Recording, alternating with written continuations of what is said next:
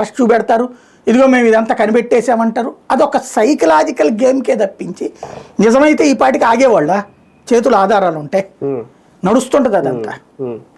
ఈడీసీఐడి entry అవ్వకుండా రాష్ట్ర ప్రభుత్వం నిర్ణయం తీసుకునే అవకాశం ఉంటుంది దీని మీద. సిట్టేశారు కదా, సిట్ ఇచ్చినటువంటి ఆధారాల ఆధారంగా తర్వాత ఏదన్నా డబ్బులు వెళ్ళినట్టుంటే గనక అప్పుడు ఈడీ సిబిఐ ఇచ్చిన ప్రూఫ్స్ కూడా ఆ సిట్ ఆధారంగా ఇచ్చినాయంట కదా. అదే అనేది స్పెషల్ ఇన్వెస్టిగేషన్ టీం చేసినటువంటి వాటిని సిబిఐకి ఈడీకి ఇంత ముందు ఇచ్చారు. ఇప్పుడు అందులో ప్రాథమికమైన ఆధారాలు విదేశాలకు మళ్ళినట్టు లాండరింగ్ జరిగినట్టుంటే వాళ్ళు ఇన్వాల్వ్ అవుతారు ఖచ్చితంగా. కింద స్థాయిలో దాని వలన గతంలో ప్రజలకు ఏమీ నష్టం జరగల, పై స్థాయిలో తింటామంటే అప్పుడు జరుగుతుంది, ఇప్పుడు జరుగుతుంది.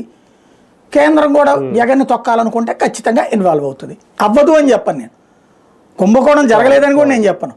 కుంభకోణానికి సంబంధించి రెండు మార్గాలు, ఇప్పుడు కింద పైన మధ్య అన్నీ జరుగుతున్నాయి. అప్పుడు పై స్థాయిలో జరిగి ఉండాలి, తయారీదారుల దగ్గర జరిగి ఉండాలి. అయితే తయారీదారులు కంప్లైంట్ లేకుండా వర్కౌట్ కాదు. అది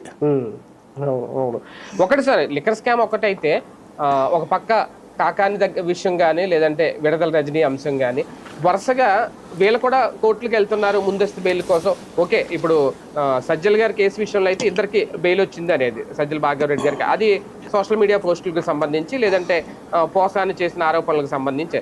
కానీ వీళ్ళిద్దరి విషయంలో మాత్రం ఏం జరగబోతోంది, అరెస్ట్ ఖాయమా అనేది కూడా, ఇది వైసీపీకి ఏమన్నా రేపు